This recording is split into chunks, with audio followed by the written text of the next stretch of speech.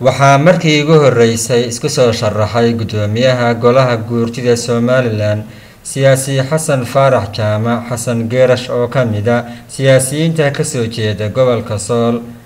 siyaasi Xasan Faarax Jaamac waxa uu sheegay inuu yahay musharaxii ugu horeeyay ee ku dhawaaqay inuu taagan yahay jagada ugu sareysa golaha guurtida Somaliland. Bismillahirrahmanirrahim.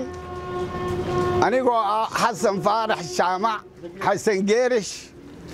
oo jooga gobolka Sool degmada Laascaanood waxaan maanta qabtay war saxaafadeed waxaan halkan ku cadeynayaa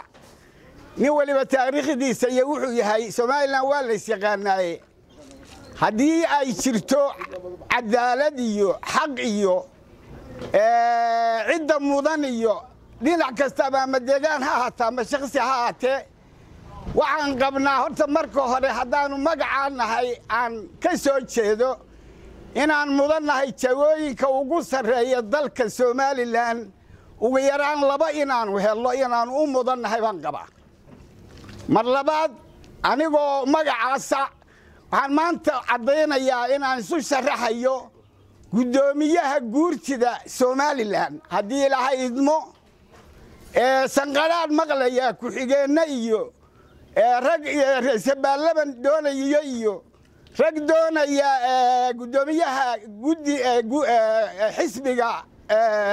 kulmiye iyo anigu waxaan cadeynayaa inaan guurtida u sharaxanahay guurtidana ama waa la dooran ama sidii awalba hogaamiye dhaqameedyadu u magacaabi jireen iyo odayaasha iyo mas'uuliinta loo magacaabi maanta laga bilaabo halkaasaan ahay hal la ogaado hal laga warhayo nin kasta wax doonaya dhinaca iga durko nin kasta wax doonaya meel kasta jooga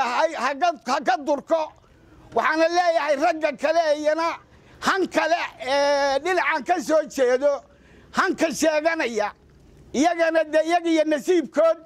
laakiin anu halkaasaan murjiska ku mutay hal laga warayo Somaliland siyaasi Xasan Faarax Jaamac Xasan Geerash waxa uu kamid ahaa saraakiisha ciidamada badda Soomaaliya waxa uu soo qabtay xilal kala duwan sidoo kale waxa uu gudoomiyaal degmo ka soo noqday degmooyinka Bohorle iyo Laascaanood isagoo markii dambena noqday gudoomiyaha gobolka Sool. sidoo kale waxa uu noqday gudoomiye ku-xigeenka koowaad ee xisbiga UCID Waliid Ismaaciil Haradigeed Somali News TV Laascaanood.